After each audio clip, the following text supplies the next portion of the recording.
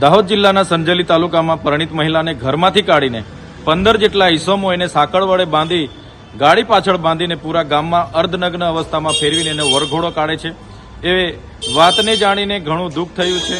આ ઘટનાને અમે સખત શબ્દોમાં વખોડી કાઢીએ છીએ.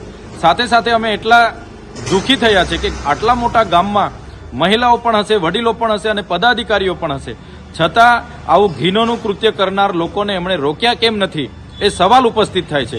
ગુજરાતમાં કાયદો અને વ્યવસ્થા ખાડે ગઈ છે. આપણે મહિલા સલામતીની વાતો કરીએ છીએ, પણ રોજબરોજના પેપરોમાં જોઈએ છીએ, આવા મીડિયામાં જોઈએ છીએ, ન્યૂઝમાં જોઈએ છીએ, ત્યારે આપણી મા બેટીઓ સલામત નથી અને આવી તાલિબાની સજાની પણ આપણી મા બેટીઓ ભોગ બને છે. ત્યારે ખૂબ જ દુઃખ થઈ છે.